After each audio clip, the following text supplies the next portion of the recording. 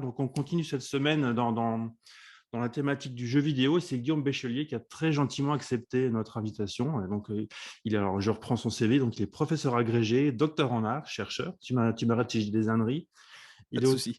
il est auteur de l'ouvrage Havre de peur, lieu d'horreur en jeu vidéo qu'on a vu passer par moment sur le diaporama aux éditions Rouge Profond. Et j'avais pas fait attention, mais en fait, oui, tu as participé à la xénographie aussi, je crois. Oui, tout à fait, ouais. Ouais, un ouvrage sur Alien qui est sorti chez ActuSF il n'y a pas longtemps. On t'a entendu dans des podcasts, ouais, c'est plus que de la SF, ou chez France Culture aussi, voilà.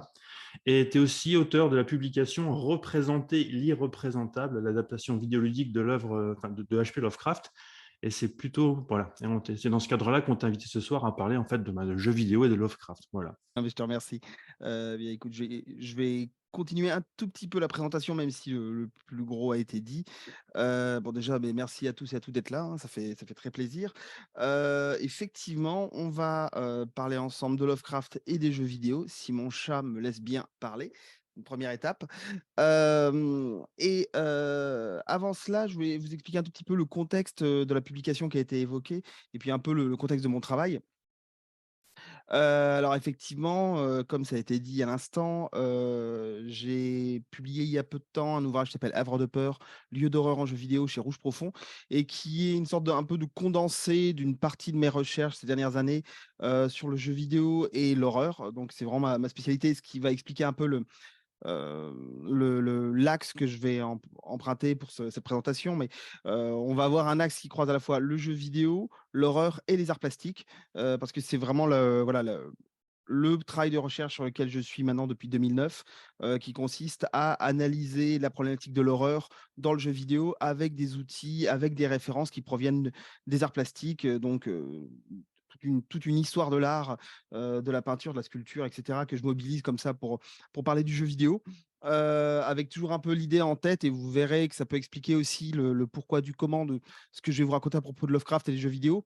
Un intérêt, pour le fait que, le jeu vidéo, c'est un médium d'image, c'est ça qui m'intéresse, mais c'est pas un médium d'image qui a inventé l'image et un peu la tentation quand on arrive pour analyser le jeu vidéo, c'est de se dire: «Oh là là, c'est tout nouveau, c'est interactif, c'est numérique, donc il faut réinventer la roue et trouver des nouveaux outils pour parler d'image» et alors qu'en réalité, eh bien, il y a des tonnes de choses qui sont convoquées volontairement ou involontairement par les développeurs, qui sont en fait des choses qui sont inscrites dans l'histoire de l'art et dans l'histoire des images depuis des siècles et qui ne nécessitent pas forcément d'être réinventées, d'un point de vue des outils pour l'analyser. Donc voilà, c'est l'approche que j'adopte maintenant depuis un petit paquet d'années et c'est l'approche que j'ai adoptée pour cet ouvrage qui est plus focalisé sur la notion d'espace dans les jeux vidéo, mais voilà, qui recoupe aussi les choses, que je vais évoquer ce soir.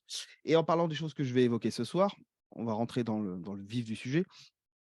Je me base effectivement pour cette intervention sur un article que j'ai pu rédiger donc en 2021, en tout cas qui a été publié en 2021 parce que la temporalité universitaire est très, très souple, très, très flexible. Donc quand un article est publié en 2021, il a parfois été écrit en 2019 voire 2018. Mais bon, celui-ci ça a été je suis mauvaise langue, ça a été assez rapide. Pour une revue qui est publiée par une université, polonaise. Donc, alors je me lancerai pas sur la prononciation exacte, hein, mais c'est l'université Nicolas Copernic, et qui est une publication qui s'appelle Literaria Copernicana, qui est spécialisée dans la littérature et qui fait des pas de côté pour certains numéros et qui a consacré ce numéro donc que vous avez sous les yeux, Lovecraftiana, à H.P. Lovecraft, avec quelque chose d'intéressant, c'est que c'est de la littérature, une revue de littérature, mais une revue de littérature comparée. Et comme souvent en littérature comparée, eh bien, on a des chercheurs qui sont très ouverts à d'autres pratiques que la littérature au sens strict. Et donc, on m'a proposé dans le cadre de cette publication d'intervenir, de parler de Lovecraft et du jeu vidéo et de voir un peu comment la question de l'image était centrale dans le problème et c'est ça qui va nous occuper ce soir, c'est qu'est-ce qu'on fait avec Lovecraft quand on essaie de le mettre en image et quand on essaie de le mettre en image pour jouer avec. Ce qui a un double problème. Mettre Lovecraft en image, ça peut déjà être compliqué. Quand il s'agit en plus de le faire avec des outils numériques et des outils qui sont censés être proposer une certaine interactivité, on se complique encore plus la donne. Donc, mon questionnement initial, si j'arrive à attraper ma souris, hop là, ah, ça y est, ça repart. Mon questionnement initial, ça a été de m'interroger sur, ce qui se passe avec le jeu vidéo autour de l'interprétation, des œuvres de Lovecraft et plus particulièrement avec, la mobilisation de la figure de Cthulhu et bien sûr, une des choses qui peut paraître évidente, c'est que, au fur et à mesure de son évolution, dans le temps, le jeu vidéo a su, employer des outils de plus en plus performants pour, travailler l'image et donc on a quelque chose qui est de plus en plus efficace au niveau de la représentation et pourtant le constat qu'on peut faire quand on plonge un peu son nez dans ce type de ce type de représentation, c'est que, le motif de Cthulhu n'a finalement qui est le motif le plus souvent convoqué quand on parle de Lovecraft, a finalement assez peu évolué et il échappe relativement à une certaine forme, alors, plutôt pertinente de représentation, et ça malgré l'avancée des outils et ça on va en reparler tout à l'heure, mais ce qui est certain, c'est que,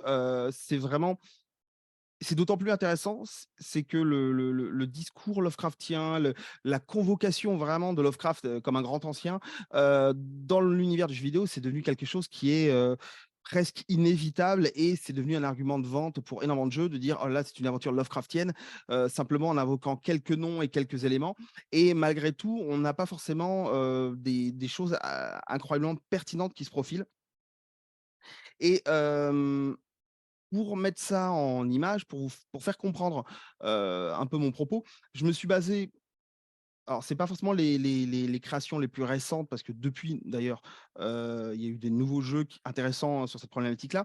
Mais pour mon article, je me suis basé sur 2 grosses propositions, alors qui sont pas des triple A, c'est-à-dire des jeux avec des budgets gigantesques, mais qui étaient quand même des jeux, tout à fait des prétendants très sérieux au titre de jeux avec des moyens et la vraie intention de proposer quelque chose sur l'univers de Lovecraft, à savoir le jeu, tout simplement L'Appel de Cthulhu, Call of Cthulhu, réalisé par le studio français Cyanide en 2018 et le pendant de mon analyse, c'est The Sinking City du studio ukrainien Frogwares, qui est lui paru en 2019. Alors le but, c'était pas de mettre, dos à dos les 2 jeux et de dire: «Il y en a un qui réussit, l'autre qui réussit pas», parce que mon constat est mitigé pour les 2, et là, je vous le précise tout de suite, c'est un constat que je fais d'une analyse, entre guillemets, plasticienne. C'est-à-dire que je ne suis pas là pour vous faire un test de jeux vidéo, je ne vais pas vous dire si ce sont des bons jeux ou des mauvais jeux.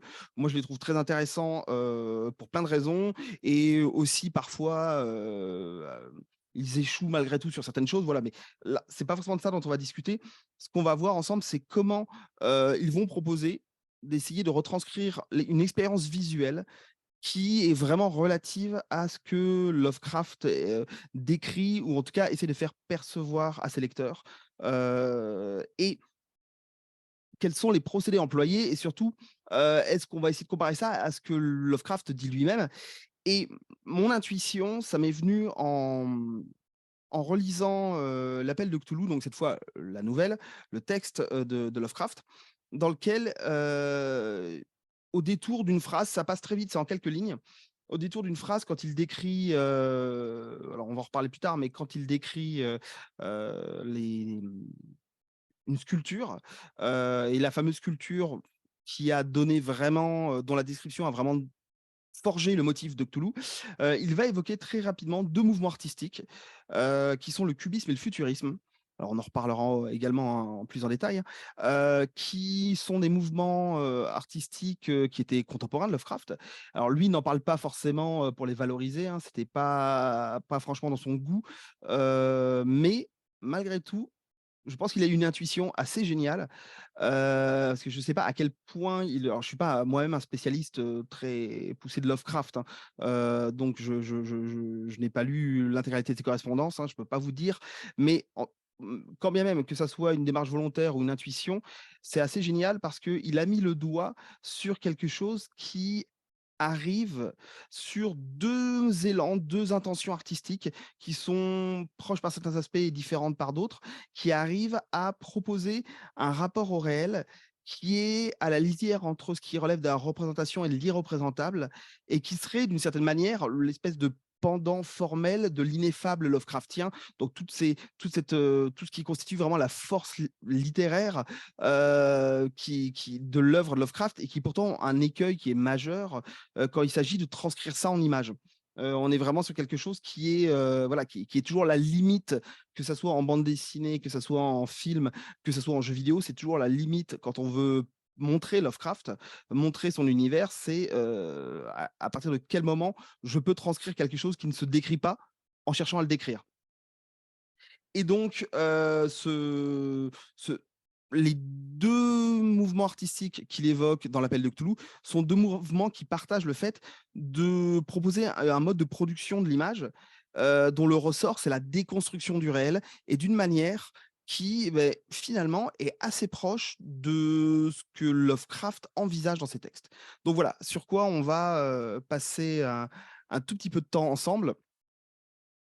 Si, encore une fois, mon chat me laisse atteindre ma souris, décidément. Hop là et hop là. Donc voilà, un peu notre point de départ, et ce qui peut paraître assez, assez presque absurde quand on voit là ce que je vous ai proposé là, le visuel que vous avez sous les yeux, où on a d'un côté donc une illustration réalisée, pour le studio Cyanide, pardon, pour l'appel de Cthulhu, et à côté on a, Juan Gris et Boccioni, et on est sur une nature morte avec, une nappe à carreaux et une grappe de raisin, et de l'autre côté un portrait avec un village derrière. Et effectivement, on pourrait se dire qu'on est assez loin de l'univers de Lovecraft, mais malgré tout, on est sur quelque chose qui, en un sens, et enfin, j'espère pouvoir vous le démontrer, qui, moi, me paraît assez convaincant. Alors, hop, ah ben, le chat a changé la slide, c'est formidable. La première question qu'on va se poser, c'est soulever le problème de Lovecraft par rapport à l'image. Je vous ai pris volontairement un exemple de l'appel de Cthulhu par, Gutanabe, parce qu'il est, pour moi, il est très révélateur du fait que mettre Lovecraft en image, c'est forcément essayer de trouver une stratégie de mise en image, et essayer de trouver des procédés. On est vraiment dans cet ordre-là, qui vont permettre de retranscrire la fameuse horreur cosmique, qu'évoque, Lovecraft, et la manière dont on peut le capturer par des formes. Parce que évoquer les grands anciens, des créatures qui sont irreprésentables, inconfrontables, qu'on ne peut pas, toujours avec des préfixes négatifs, mais en tout cas avec lesquels on ne peut pas avoir affaire, c'est une belle chose. En littérature, c'est beaucoup plus, avec tous les guillemets du monde, beaucoup plus simple. Quand on passe par l'image, se pose la question de voilà, quel détour on va pouvoir emprunter. Et là, on en reparlera un tout petit peu, mais Gutanabe, il a une stratégie que je trouve très intéressante, et c'est sans doute un des auteurs que j'ai trouvé le plus pertinent sur ce sujet-là. C'est qu'il va proposer, même si je vous ai relativement épargné sur cette slide, il va proposer des représentations qui sont parfois à la limite du lisible. C'est-à-dire qu'il va volontairement saturer l'image pour en faire quelque chose qui va retranscrire ce sens du dépassement, du sublime, au sens vraiment philosophique du terme, au sens kantien, donc d'une force comme ça que l'on ne peut pas, à laquelle on ne peut pas s'opposer, et qui nous dépasse. Et beaucoup de ces planches, si vous avez déjà feuilleté ces bandes dessinées, je pense que vous voyez de quoi je veux parler. Beaucoup de ces planches travaillées en noir et blanc avec beaucoup de surface de gris qui se mélangent sont assez difficiles à comprendre, assez difficiles à lire, et ce qui pour le coup n'est absolument pas un défaut, c'est même tout l'intérêt de son travail, c'est qu'il a un trait très énergique qui rend, il couvre de signes sa page, de la même manière que un des procédés d'écriture de Lovecraft, c'est vraiment voilà, l'adjonction d'adjectifs, de manière à finalement remplir la tête du lecteur, et qu'on ne sache plus exactement, qu'on n'arrive plus à discerner et à essayer de véritablement comprendre ce qu'on est en train de nous décrire. Et ce qui tisse vraiment cette force de l'horreur chez Lovecraft, c'est, et là je vais vous citer Gilles Ménégaldo, c'est une citation qui m'a servi d'appui pour cet article, que je trouve très intéressante. C'est que pour lui, l'horreur chez Lovecraft, alors je le cite, elle repose à la fois sur l'affirmation d'une inadéquation du langage à exprimer l'innommable, et sur une prolifération descriptive qui, procédant par analogie, tend à circonscrire précisément l'objet. que je vous expliquais là, dit de manière un peu plus, beaucoup plus travaillée même, c'est-à-dire qu'on a une sorte de tension qui se fait entre le fait qu'on n'a pas les mots pour décrire ce que l'on voit et pourtant Lovecraft a beau nous répéter que les personnages restent muets devant ce qu'ils voient, lui, il le dit avec énormément de force, avec énormément de vocabulaire et il procède effectivement par analogie de manière à essayer de nous faire comprendre ce qu'on est en train de voir. C'est toujours des choses qui ressemblent à, sans qu'on puisse vraiment les qualifier et cette manière de donner un maximum d'informations, elle l'empêche finalement de comprendre ce qui se passe, ce qui se produit. Et ce trop-plein d'informations, c'est ce qui va donner corps à, à la réalité de l'univers Lovecraftien et qui va les placer toujours à la frontière de ce qu'on peut percevoir. Et tout l'enjeu, encore une fois, c'est la retranscription par l'image de cette expérience sensible, plus que finalement la retranscription des monstres en tant que tels. Moi, ce qui me paraît important, et c'est la piste vers laquelle je vais essayer de nous amener, c'est que finalement, décrire et transcrire en images Cthulhu ou n'importe quelle autre créature du panthéon de Lovecraft, c'est finalement peut-être moins intéressant que de proposer une expérience visuelle qui va être capable de faire ressentir le même vertige que celui qui est décrit par Lovecraft, celui que vivent les personnages de Lovecraft. Et, c'est justement, c'est là où ça m'intéresse par rapport à mon médium de prédilection, par rapport aux jeux vidéo, c'est que c'est précisément un médium d'image qui est là pour faire vivre des expériences en profitant de l'interactivité. Donc vraiment tout l'intérêt du jeu vidéo que le jeu vidéo pourrait avoir et tout peut-être l'avancée que pourrait avoir le jeu vidéo par rapport à d'autres médias pour transcrire Lovecraft, c'est justement cette capacité à faire vivre des expériences. Donc voilà, toute la question est là, c'est est-ce que ça peut marcher? Et ce qui est intéressant, par rapport à cette entreprise de mettre en image Lovecraft, c'est Houellebecq, donc dans ce fameux ouvrage consacré à Lovecraft, qui est pas forcément complètement pertinent, mais qui est pas inintéressant non plus, heu, donne comme enfin voilà, j'ai une citation que je trouve intéressante, où il dit que la lecture de ces descriptions, donc celle de Lovecraft, stimule un premier temps, décourage ensuite toute tentative d'adaptation visuelle, picturale et cinématographique. Je pense que pour le coup, il a mis le doigt sur vraiment véritablement le problème, c'est que c'est envoûtant, enivrant tout ce que va pouvoir proposer Lovecraft, et on a envie en tant que dessinateur, en tant que voilà, que créateur d'images, forcément tout de suite ces créatures ont l'air d'être tellement, dantesques qu'on a absolument envie de les représenter et sauf que si on veut être fidèle au texte ou en tout cas en respecter l'esprit, la lettre, c'est beaucoup plus compliqué que ça peut en avoir l'air. Hop. Ce qu'on va faire justement, c'est de voir quelles ont été les solutions qui ont été adoptées pour retranscrire, Lovecraft et un peu quels sont les registres qui sont employés, habituellement, en tout cas en dehors pour l'instant du jeu vidéo. Et en cherchant quelques images, je me suis assez vite arrêté sur l'idée de vous montrer des couvertures de publications de l'appel de Cthulhu et ce qui ressort quasiment systématiquement, c'est qu'on a toujours pardon, on a toujours ce motif, de tentacule qui finalement devient l'espèce d'élément clé, le seul presque qui est retenu, c'est que Cthulhu égale tentacule. On a parfois, on le verra, des motifs un peu plus, ichtiens, donc des motifs, liés aux poissons qui apparaissent. Il y a toujours cette thématique de créatures qui vivent sous la mer qui est retenue, mais vraiment les tentacules pardon, décidément, le rhume me rattrape. Les tentacules sont vraiment, presque l'élément, métonymique qui permette d'invoquer Cthulhu quoi qu'il arrive et vous voyez, par exemple, la dernière couverture, celle de J'ai lu, avec le petit requin devant Cthulhu, on a vraiment juste 2 points lumineux pour évoquer les yeux, mais tout le reste, c'est un amas de tentacules. De la même manière, sur les autres couvertures, on se limite vraiment à très peu de choses, et ça, c'est quelque chose qui sert voilà, c'est une iconographie qui circule, dans tous les domaines qui vont exploiter Cthulhu. Alors là, je vous ai mis un panel assez vaste, hein, hem où on a, que ça soit des figurines, des peluches, des cartes à jouer, des jeux de société, on a, vraiment systématiquement ce motif, quelles que soient les lectures, quelles que soient les propositions qui sont faites, toujours le motif des tentacules qui est là, qui est présent et qui renvoie, clairement, c'est finalement peut-être Lovecraft lui-même qui a planté les germes de cette limitation de la représentation, à travers ce fameux croquis, qui ici, alors si je ne me suis pas trompé, est de 1934, donc il a réalisé lui-même et également l'analyse, qui en tout cas, ce qu'on appelle l'exphrasis, c'est-à-dire le travail de description littéraire d'une œuvre d'art, qu'il va faire dans l'Appel de Cthulhu, où il décrit cette fameuse petite statuette qu'on a là en croquis. Il l'a décrit dans sa nouvelle et c'est finalement, la description était déjà assez, spécifique et finalement le dessin qu'il va faire va consacrer cette vision de cette tête avec les tentacules, les ailes dans le dos et cetera et ça, c'est le motif auquel on va avoir du mal à échapper et qui finalement ce que je trouve intéressant, malheureusement, c'est-à-dire que, c'est un motif qui réduit énormément, la capacité de cette figure à faire peur, en tant qu'image. Si vous l'extrayez des descriptions de Lovecraft où on a tout le contexte, tout le récit, toute la tension, narrative qui fait que, beh, oui, si on suit un peu les personnages, on a peur pour eux, on a peur avec eux. Mais, si on prend ces personnages-là et c'est pas pour rien qu'on en arrive à avoir une Funko Pop comme ça, avec la tête de Cthulhu, c'est que finalement, on peut réduire ce personnage-là, cette figure à, beh, justement un petit personnage, quelque chose qui n'est qu'un assemblage un peu ridicule, un peu grotesque, d'éléments comme ça, qui sont censés, évoquer des figures monstrueuses.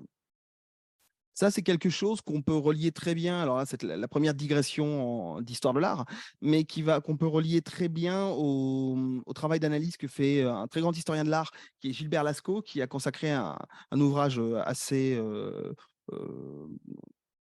prodigieux, puis surtout qui fait vraiment date sur les représentations monstrueuses en art et au sens très large, parce qu'il analyse aussi bien de la bande dessinée que de la peinture, que du cinéma et qui a établi toute une grille qui est, ma foi, très pertinente, même encore maintenant, hein, où il va, prendre les monstres comme des terrains d'expérimentation formelle. Il va voir comment, le monstre est fabriqué et comment on peut obtenir différents effets selon les procédés de fabrication des monstres et ce qu'il va relever avant tout sur énormément de catégories, alors je ne vais pas toutes vous les détailler, hein, ça sera un peu long, mais ce qu'il va détailler sur énormément de catégories, c'est qu'on est souvent dans quelque chose qui relève d'un art de la combinatoire, d'une activité de bricolage. Bon, là, il emprunte ça à Lévi-Strauss, mais l'idée, c'est vraiment, voilà, on garde des objets, des éléments, on les assemble. Et l'idée de bricolage chez Lévi-Strauss, elle renvoie à l'idée que on produit un objet final en assemblant des choses, mais on a toujours une trace de ce qu'étaient ces différentes choses avant. Et c'est plus ou moins le problème avec la figure de Cthulhu telle qu'on nous le présente. Ok, il y a des tentacules, c'est un monstre tentaculaire, mais bon, on imaginait assez facilement les tentacules pris sur un poulpe associé à une tête de personnage, on lui met dans le dos des ailes de chauve-souris. Et finalement, ce motif, il s'expose à une critique qui émerge très tôt dans l'histoire de la pensée, parce que on a un texte intéressant, très intéressant dans les premières méditations de Descartes qui renvoie à ça, où il va dire que les monstres créés par les artistes sont des choses, comme il le dit dans sa langue à lui, que l'on peut révoquer en doute. Donc que l'on peut très facilement, dont on peut dénoncer l'artificialité. Et pour lui, les créatures monstrueuses, en fait, telles qu'inventées par les artistes, elles trahissent tout de suite leur nature de création grotesque, farfelue, du fait qu'on arrive à discerner chaque élément individuellement et que finalement, cette espèce de mécanique de fabrication des chimères, parce que finalement, d'un point de vue technique, d'un point de vue de l'iconographie, Cthulhu, c'est une chimère, c'est-à-dire que c'est un assemblage d'éléments, pour le coup, plus ou moins animaux, qui ne sont pas censés aller ensemble et c'est littéralement la recette de fabrication d'une chimère, hein. Et ça, c'est, finalement la manière la plus aisée, la plus facile de déconstruire le motif et finalement de s'en protéger, d'éviter, d'avoir peur. Et Cthulhu rentre dans cette logique de classification et des modes de fabrication du monstrueux et bon, de la même manière que, beaucoup de monstres de l'histoire de l'art finalement prêtent à rire ou en tout cas, à minima, enfin ou au mieux, entre guillemets, «à l'émerveillement», Cthulhu semble ne pas échapper à cette dimension, du monstrueux, si on l'extrait simplement du matériau littéraire dont il provient et qu'on le regarde pour ce qu'il est, c'est-à-dire un assemblage un peu ridicule et il y a qu'à voir, la tête du Funko Pop pour voir que oui, ça peut être assez ridicule.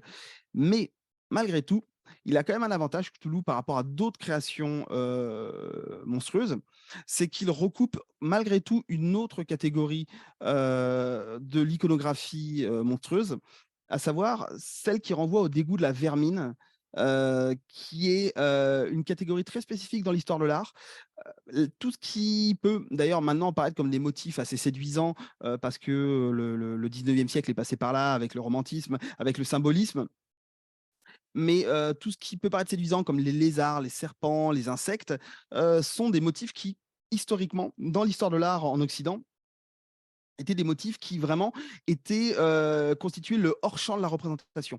C'était des choses qui n'étaient pas censées être montrées et quand on les montrait, c'était toujours pour évoquer vraiment l'ignominie et il y avait un véritable, dégoût, un véritable rejet de tout ce qui était considéré comme des bestioles sans qualité et tout ce qui grouillait et qui était observé comme une alors là, je cite Patricia Falguière qui a fait un très beau texte sur cette question-là, c'est une historienne de l'art également, qui parle de pure addition de segments dépourvus d'articulation, même si c'est finalement pas forcément vrai pour toutes les créatures qu'on peut voir sur cette peinture. Mais pour tout ce qui est, par exemple, serpent, on peut, alors que les serpents ont un squelette, mais ça, c'est une autre histoire, on peut vraiment les associer à ce type de représentation. Et Cthulhu a donc cet avantage et cet inconvénient d'être une créature chimérique, mais malgré tout qui va amener à elle une dimension, dégoûtante, répugnante liée à, ses tentacules, liée à ce qu'elle va convoquer. C'est pas un Cthulhu, c'est pas un mélange de d'animaux plus ou moins séduisants. On a vraiment malgré tout, cette idée de mélange, elle est associée à des créatures qui sont dans le champ de l'iconographie, a priori pas fréquentables. Donc la condensation qui est opérée pour créer le motif de Cthulhu est finalement, pas si, problématique que ça. Mais malgré tout, voilà, on va voir que, l'histoire de Cthulhu maintenant, plus précisément dans les jeux vidéo, elle est quand même marquée par, la convocation d'un motif qui reste relativement désuet. Alors, je vais faire une petite parenthèse. Alors, j'ai pas du tout prétention à l'exhaustivité, hein. Je vais absolument pas pouvoir faire le tour de tout ce qui existe. Je vous ai mis quelques œuvres qui sont des marqueurs importants et forcément, je vais à tout seigneur, tout honneur, hein, je vais renvoyer à Alone in the Dark et je vous renvoie donc à ce qu'a pu dire Nicolas la fois précédente, hein. Je ne vais pas je vais pas prétendre en savoir plus que lui, très loin de là. Mais bien évidemment, on l'a vu, vous l'avez vu si vous avez pu assister à sa présentation. Ça fait partie du matériau qui a nourri ce jeu qui est vraiment un jeu fondateur à la fois dans le jeu vidéo d'horreur et dans les jeux qui se revendiquent de Lovecraft. Donc là, on est en 1992 et des jeux entre guillemets officiels sous licence, des jeux sous licence, en tout cas sous la licence Chaosium, qui reprennent le jeu de rôle Call of Cthulhu. Vous en avez eu un certain nombre et on a voilà cette évocation directe, même si Alone in the Dark, on a quand même la petite phrase en bas du box art, donc le visuel qui décorait la boîte de jeu. Cette petite phrase qui renvoie au fait que c'est une histoire virtuelle inspirée de l'œuvre d'H.P. Lovecraft. On a par contre dans les autres jeux qui se trouvent là, toujours la référence à la licence, à la marque Call of Cthulhu. Donc là, on est clairement dans quelque chose qui se revendique comme, voilà, comme étant appartenant à un certain héritage et mais on a énormément de jeux, là je vous ai pris des choses peut-être plus récentes, qui, pardon, sans le dire forcément clairement, sont des jeux qui vont avoir un discours, qui vont emprunter à Lovecraft et parfois de manière discrète, parfois de manière extrêmement référencée. euh, Avec par exemple Conarium, qui est un jeu d'aventure qui va clairement dire dès son introduction que c'est un jeu inspiré par l'œuvre de Lovecraft. Moons of Madness ne va pas le dire, mais il y a des éléments. C'était la première image que je vous ai montrée avec ce bouton d'ascenseur avec marqué Ftagn, qui va clairement faire écho à Lovecraft et des jeux qui peuvent prendre toute forme. On a beaucoup de jeux d'aventure, des jeux d'horreur, ou des jeux qui mêlent cet aspect-là comme The Shore et des jeux qui vont sur tout à fait d'autres registres comme Cultist Simulator ou Tesla versus Lovecraft, qui est un jeu un peu idiot pour une sorte de jeu d'arcade de tir où on se met dans la peau de Tesla qui utilise des superbes mechas pour tirer sur des créatures Lovecraftiennes. Voilà, on est dans quelque chose qui est de l'ordre du clin d'œil et un peu idiot, mais malgré tout, le nom Lovecraft est dans le titre du jeu et on est sur quelque chose qui va permettre de convoquer tout un univers. Et c'est tout l'intérêt, je pense, au-delà de l'attrait commercial de la chose, on va mettre ça de côté, tout l'intérêt pour les développeurs de convoquer Lovecraft, c'est de pouvoir se référer à une horreur qui sort des canons, d'un certain nombre de canons qui ont été institués comme étant les canons de l'horreur, aussi bien, pardon, aussi bien en littérature qu'en cinéma ou même en jeux vidéo, à savoir les canons du gothique. Hop, non, je suis revenu en arrière. Voilà. Euh, Nouvelle digression, juste pour vous remettre le contexte pour qu'on puisse voir bien la différence. Euh, Cette thématique du gothique, c'est quelque chose qui va vraiment avoir une influence énorme sur le jeu vidéo et pour plein de raisons, parce qu'elle s'y prête vraiment très bien et la thématique, elle renvoie bien évidemment à la littérature gothique, la littérature du XVIIIe siècle, avec une sorte de point fondateur. C'est pas forcément le premier ouvrage en tant que tel. Voilà, il y aurait débat historique, mais en tout cas, c'est vraiment l'ouvrage marquant de son époque, qui est le Château d'Otrante d'Horace Walpole, qui est le point de départ de toute une esthétique qui consiste à jouer sur les lieux d'horreur qui relèvent de l'enfermement. C'est littéralement l'histoire du château d'Otrante. C'est voilà, c'est des personnages enfermés dans un château qui doivent s'en échapper en faisant un chemin qui va constituer le fil de l'aventure et ce chemin, comme très souvent dans les récits gothiques, c'est un chemin, une sorte de descente aux enfers. Ça reprend le motif, alors c'est un peu marotte, j'en parle tout le temps, mais le motif de la catabase, donc qui est celle des récits de l'Antiquité où les personnages descendent aux enfers, comme le récit d'Orphée par exemple, ou mais Thésée, Hercule, ils sont un peu tous descendus aux enfers. Et ce que je trouve admirable avec ce motif-là, c'est que le motif de cette spirale comme ça descendante en enfer, c'est Dante également. C'est un motif qui constitue un récit en tant que tel et qui est lié par contre au type de lieu, au lieu donc locus horribilis, au lieu horrible, qui est vraiment le lieu dysphorique par excellence. Hein. Donc c'est les espaces labyrinthiques, c'est les espaces en ruine, c'est les espaces refermés sur eux-mêmes et qui permettent de convoquer tout un bric-à-brac où on va avoir eh bien, dans l'imaginaire du gothique, toute voilà, la chevalerie médiévale, les superstitions, une architecture qui va d'abord être élaborée, puis ensuite en ruine, mais une architecture généralement qui va être ancienne. C'est tout un univers qui va permettre d'imaginer un rapport à l'aventure qui est basé sur la transgression et qui va interroger les questions du rapport entre le bien et le mal et qui, au final, va surtout interroger va mettre en lumière le fait que le mal est en chacun d'entre nous et qu'il ne tient qu'à nous de lutter contre. Voilà, j'ai choisi volontairement une image du jeu Bloodborne qui est, à mon avis, une des actualisations récentes du gothique les plus pertinentes, et en tout cas chères à mon cœur. Et tout cet univers noir, toute cette littérature noire, elle, elle est elle forge à la fois une esthétique, un type de récit et un type de représentation, qui est d'une certaine manière extrêmement efficace, qui est extrêmement plaisante pour les amateurs du genre, mais qui est également extrêmement référencée et référencée vers des univers qui peuvent paraître beaucoup moins modernes, actuels que ce qu'un univers Lovecraftien peut proposer. Et on l'a vu dans les jeux qui étaient présentés précédemment, on a des jeux qui vont se replacer dans un contexte historique équivalent à ceux que convoque Lovecraft. Par exemple, Alone in the Dark, c'est le cas, et les jeux dont on va parler, Call of Cthulhu et The Sinking City, le font également. Mais on a des univers, ça se prête très bien, par exemple, vu qu'on est dans une horreur cosmique, à des jeux de science-fiction. C'est le cas avec Conarium, c'est le cas avec Moons of Madness.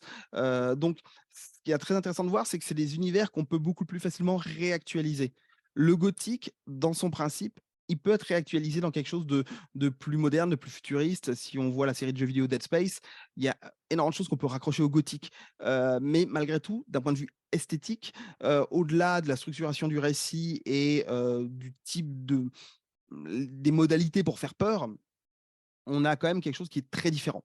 Lovecraft, son univers, les enjeux de ses récits peuvent, à mon avis, beaucoup plus s'adapter à quelque chose qui va, ouais, qui va être actualisé, qui va être modernisé par d'autres types de mise en jeu et d'esthétique.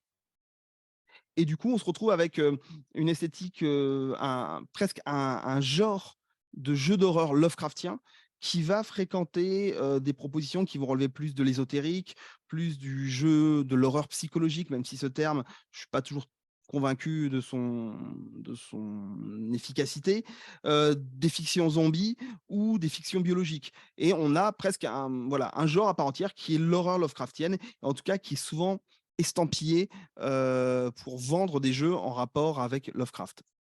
Alors justement, autre digression, mais cette fois du point de vue du jeu vidéo d'horreur, pour qu'on puisse replacer un peu le contexte des jeux dont on va parler. Je vais vous faire un petit panel, alors encore une fois, qui est absolument pas exhaustif, hein, mais qui me paraît être un une proposition sur les jalons vraiment importants de l'histoire du jeu d'horreur, ou en tout cas une sorte d'archéologie de filiation, parce que, il y a des choses qu'on peut remettre en question comme étant des jeux d'horreur à proprement parler, mais ça va nous permettre de comprendre un peu où on va. Et voilà, je vous montrerai là, pour l'instant, j'ai fait exprès de choisir les box art de ces jeux et ensuite je vous montrerai comme quelques images des jeux en tant que tels pour qu'on voit un tout petit peu où est-ce qu'on met les pieds. Mais on démarre, toujours avec il y a des thématiques qui sont là et j'évoquais le gothique, en fait, finalement, ça se ressent complètement rien qu'à travers, les titres de ces jeux, que ce soit Haunted House, donc la maison hantée, vous avez Sweet Home ensuite avec le titre en japonais, Alone in the Dark, Soldat en Noir, on a quasiment la programmatique du gothique qui est là. Resident Evil, donc le mal, alors même si c'est pas le titre officiel est Biohazard et il renvoie plus à la vraie problématique du jeu, à savoir l'horreur biologique, les fictions biologiques. Mais en tout cas, cette notion de mal résident, c'est le mal qui habite le manoir Spencer où se déroule l'action du premier jeu. Donc on retrouve cette idée d'unité de lieu de l'horreur gothique. Clock Tower, on a encore une fois l'idée du clocher, on a une petite falaise avec un château, c'est presque le château d'Autrante derrière. Sanitarium, on a l'idée de l'asile, et Silent Hill. Là, on commence à avoir une petite variante parce que Silent Hill va nous décrire une ville entière. On sort un tout petit peu du contexte gothique d'enfermement, mais malgré tout, on a cette progression, on a cette thématique, je veux dire, qui s'impose vraiment et on voit qu'on est dans des horreurs qui, par plein d'aspects, renvoient quand même au code du gothique, malgré pour certaines, comme Alone in the Dark, leur attachement à quelque chose de plus Lovecraftien. Et on va continuer comme ça dans le temps, avec des jeux qui vont commencer à proposer des choses un peu différentes. Là, je suis allé sur les évolutions que je trouve actuellement les plus intéressantes pour développer les genres de l'horreur. On va démarrer, je reviens un peu en arrière, on va démarrer avec des jeux qui vont être très simplistes, on le verra dans ce qu'ils sont proposés. On va aller dans le jeu d'aventure, on va aller en 1996 avec Resident Evil dans ce qui va être baptisé le survival horror, c'est-à-dire les jeux de survie horrifique. Qui vont jouer sur une économie vraiment, en jeu, une économie de carence où on aura peu de munitions, peu d'armes, peu de ressources et qu'on va toujours être poussé à la survie. Donc ça, c'est vraiment une branche spécifique du jeu d'horreur qu'on va retrouver par exemple avec la série Silent Hill et ces séries vont évoluer un peu plus vers l'action, par exemple avec Resident Evil 4, ou Left 4 Dead, qui là vont pousser le curseur de l'action au maximum et on va avoir malgré tout des évolutions, qui vont être liées à des nouvelles méthodes pour présenter l'horreur, comme Amnesia qui fait vraiment date dans son genre, qui va être un jeu qui va non plus se jouer à la troisième personne, c'est-à-dire qu'on voit le personnage et que notre caméra s'articule autour du personnage, mais qui va se jouer à la première personne comme si nous étions, en tant que joueurs, joueuses, on était aux commandes et qu'on voyait directement, et qui est un jeu qui est littéralement un jeu de fuite. La seule chose qu'on peut y faire, c'est de fuir. Donc là, on a une approche de l'horreur qui va commencer à être un peu différente. The Walking Dead, il est assez intéressant parce que même s'il s'inscrit dans une franchise, qui est très, très bornée, hein, très limitée, on sait voilà, clairement, on sait où on met les pieds entre le comics et la série télévisée. Il n'y a rien de très nouveau là-dedans. Mais par contre, on a une inclusion narrative très forte une sorte de retour à ce genre d'approche qui peut convoquer, par exemple, euh, Sanitarium qu'on voyait juste avant, qui était un jeu d'aventure, mais très narratif dans l'esprit. Et avec, par exemple, Outlast, on va avoir un autre jalon intéressant où on va revenir à ce que proposait Amnesia en 2010, mais de manière encore plus intense, encore plus sauvage, j'ai envie de dire. Et dernière extension que je trouve très intéressante et presque entre guillemets dernière nouveauté dans le champ de l'horreur, Dying Light, qui va proposer de jouer en monde ouvert, c'est-à-dire qu'on n'est plus limité à un espace enfermé, mais on a vraiment tout un espace à explorer, de jour comme de nuit, et ce qui implique énormément de choses, d'approche de l'horreur assez distinctes. Et tout ce que je viens de vous expliquer, voilà un peu le parcours que l'on a d'un point de vue visuel, parce que c'est ça qui va nous intéresser au final. Là, je vous ai fait un petit descriptif de ce qui est intéressant avec ces jeux d'un point de vue ludique, d'un point de vue du gameplay. Mais là, voici ce qu'on a d'un point de vue visuel. Vous voyez que tout en haut, on part avec Haunted House et on est sur quelque chose qui est vraiment extrêmement primitif. Et que le fait d'associer ça à de l'horreur, ça reste bon, plus une note d'intention que quelque chose qui fonctionne vraiment comme tel. Mais vous voyez qu'au fur et à mesure du temps, mais on a ce que j'évoquais dès le début de l'intervention, on a une évolution graphique, visuelle, qui fait que c'est pas le seul facteur pour rendre l'horreur intéressante, bien évidemment, mais c'est un facteur qui va quand même jouer. Et par rapport à notre problématique, quand on voit l'évolution de ces visuels-là, on se dit, bah oui, mais représenter les créatures Lovecraftiennes, forcément, ça devient de plus en plus intéressant et de plus en plus efficace. Et la question, c'est de savoir si c'est vraiment le cas. Mais comme je vous le disais, voilà, le rendu graphique, c'est quand même la petite digression de la digression, très, très rapide, hein, mais le rendu graphique ne fait pas tout non plus.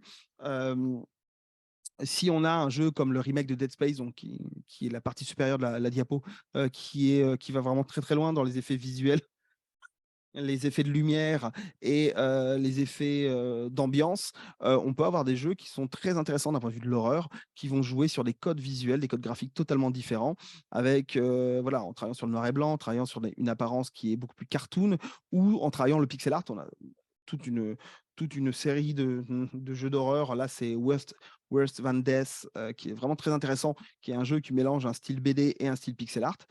C'est le petit gif que vous voyez bouger. Donc voilà, je tenais simplement à préciser qu'il ne faut pas se limiter simplement à cette notion d'évolution graphique. C'est pas l'alpha et l'oméga de l'horreur, ni même du jeu vidéo. Mais en tout cas, ça permet de voir qu'on a des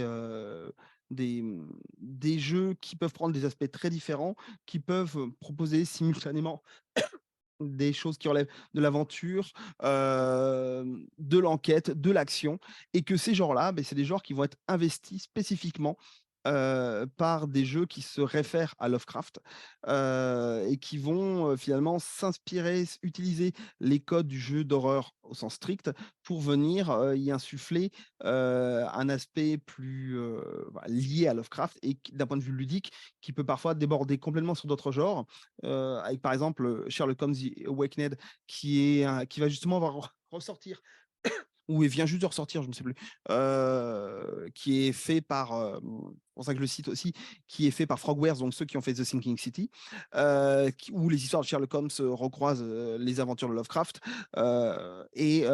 mais qui va voilà, s'appuyer sur les codes de l'horreur tout en s'appuyant sur d'autres types de codes visuels.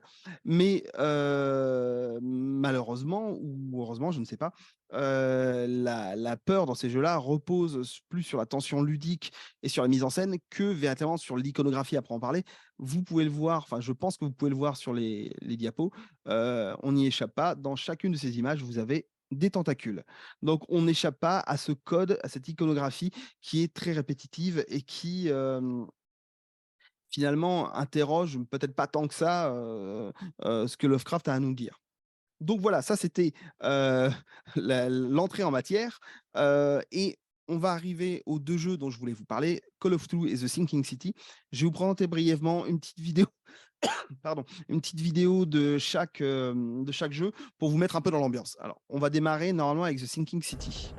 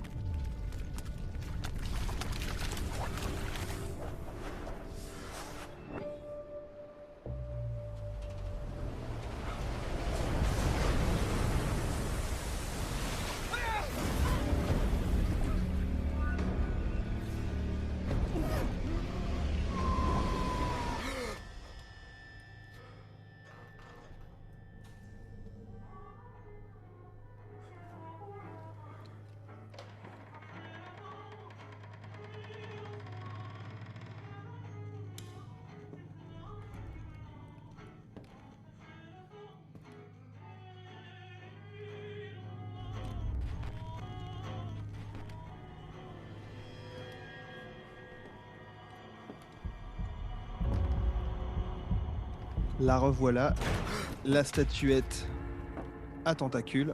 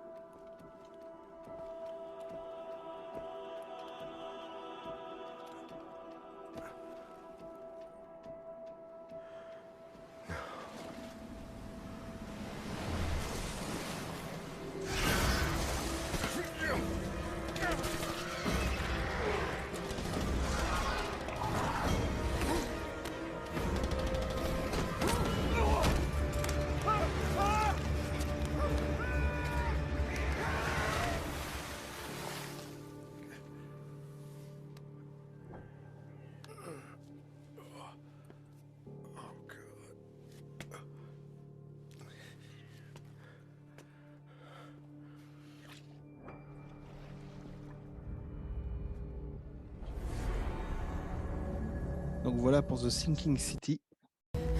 Et maintenant Call of Cthulhu.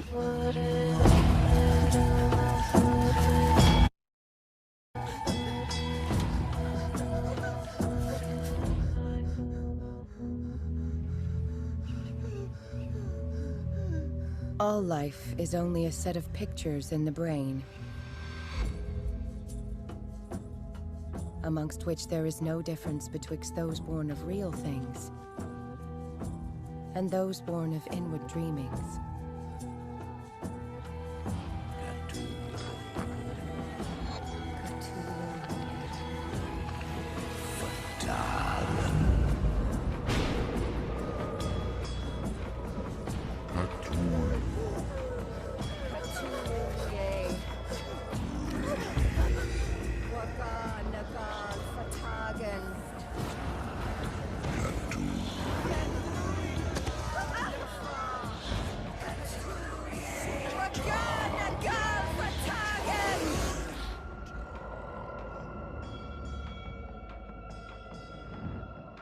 Who knows the end? What has risen may sink, and what has sunk may rise.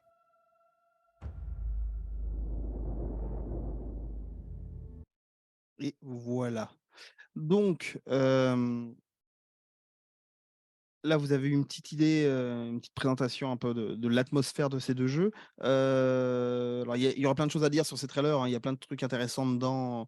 Tout le travail sur les inversions dans les 2 trailers d'ailleurs.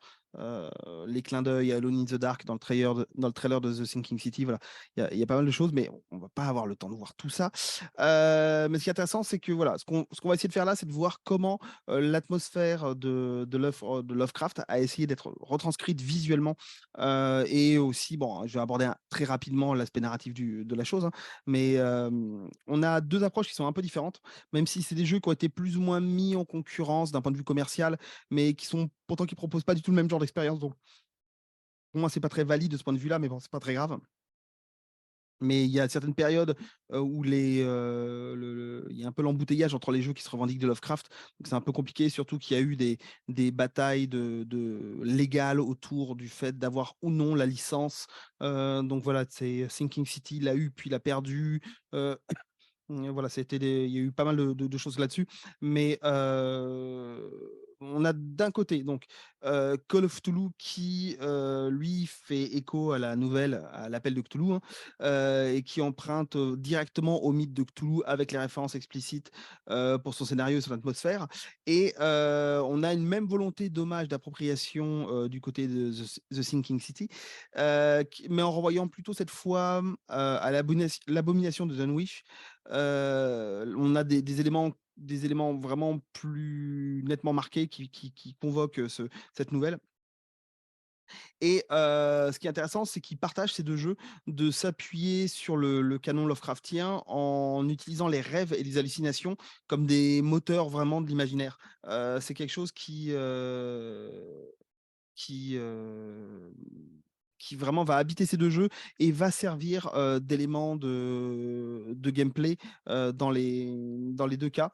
Alors ça, on en reparlera un tout petit peu après, mais, de son côté, ce qui est assez intéressant, c'est que dans, Call of Cthulhu, donc ils reprennent, des éléments qui sont développés dans la nouvelle elle-même et on retrouve l'idée et on l'a vu dans le trailer, d'une artiste qui est en proie à des visions. Alors, c'était le cas du personnage d'Henry Wilcox dans la nouvelle et là, c'est remplacé par un personnage qu'ils ont inventé qui est la peintresse Sarah Hawkins. Pour vous raconter très brièvement l'histoire, hein, le personnage principal du jeu, Edward Pierce, celui qu'on va manipuler, donc va devoir enquêter autour de la disparition de Dawkins et il va être lui-même amené à être confronté à des manifestations monstrueuses en lien avec les peintures qu'elle va réaliser. Dans The Sinking City, cette fois, on retrouve un procédé qui est assez proche, mais on a déjà une grosse différence, c'est que l'espace de jeu, on en reparlera un tout petit peu, mais l'espace de jeu est beaucoup plus éclaté, parce que cette fois, on n'a plus un jeu linéaire avec des zones et des chapitres qui se suivent. On a un jeu en monde ouvert avec toute une ville, Hawkmound, dans laquelle il faut circuler et qui va servir un peu de support à tout le récit et qui va permettre de générer un certain nombre d'intrigues et de sous-intrigues. Hem, donc oui, ce qui va être intéressant, c'est que,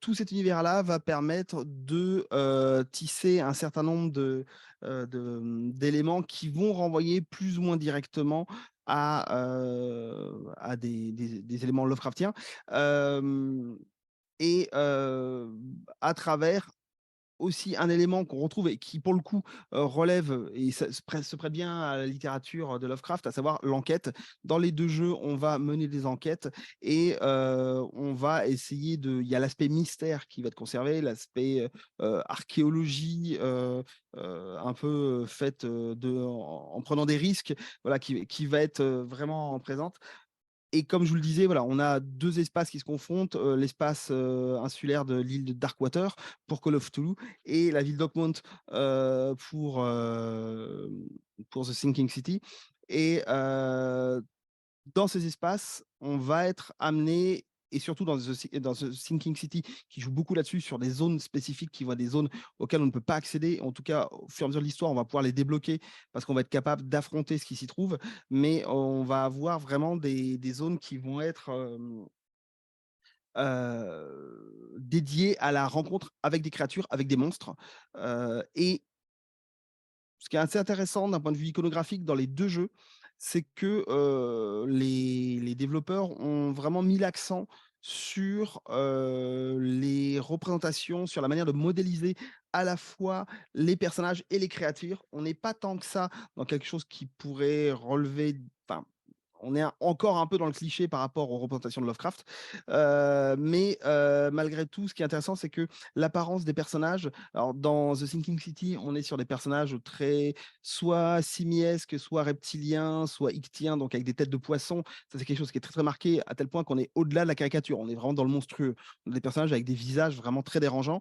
Dans, Call of Cthulhu, on est plus face à des personnages avec des visages un peu cartoon, un peu caricaturaux, mais qui sont on sent qu'ils sont pensés pour être assez, assez pâteaux, assez lourds et pas forcément très plaisants. Et on a vraiment les personnages servent à placer l'ambiance, à montrer qu'on est face à quelque chose de rude et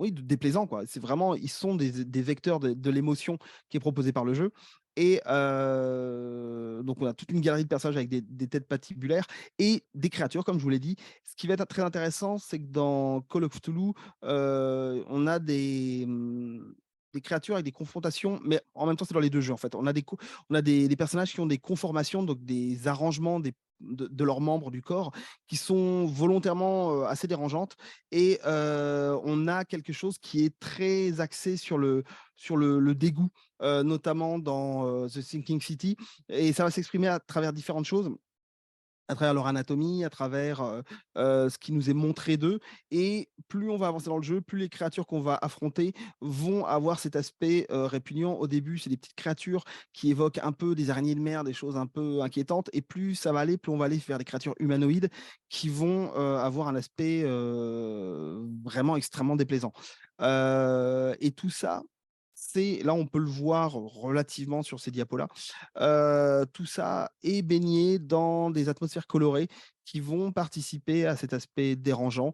Alors, encore une fois, on retrouve les codes associés à Lovecraft la plupart du temps, c'est-à-dire qu'on va avoir des choses alors c'est encore une fois, ça sort pas de nulle part, hein, c'est des éléments qui sont prélevés de ci, de là dans ces textes, mais qui sont peut-être un peu trop mis en avant de manière systématique. Mais on va avoir un jeu pour Call of Cthulhu qui va être très vert, qui va vraiment utiliser des bains colorés, très prononcés, très verts.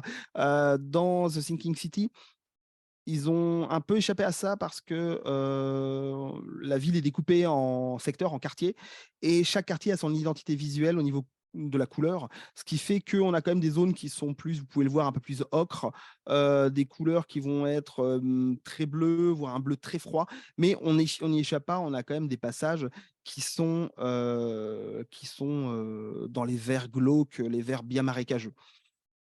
Pour nous faire affronter ces espaces, à savoir l'île, qu'on explore point par point et la ville d'Oakmont qu'on explore, à mesure qu'on arrive à débloquer les zones, parce que la ville est soumise à la montée, des eaux, donc on s'y déplace en bateau, mais certains passages sont accessibles, inaccessibles et cetera. Et il va falloir jouer dans l'histoire, de manière à faire en sorte de pouvoir accéder à tous ces espaces-là. Les jeux vont, pour nous faire accéder à tout ça, développer deux mises en image différentes. On va avoir, pour Call of Cthulhu, un jeu qui se joue à la première personne. Donc ce que l'on voit, on le voit directement, la vue qui nous est proposée, en fait, est censée adhérer à notre regard et au regard du personnage.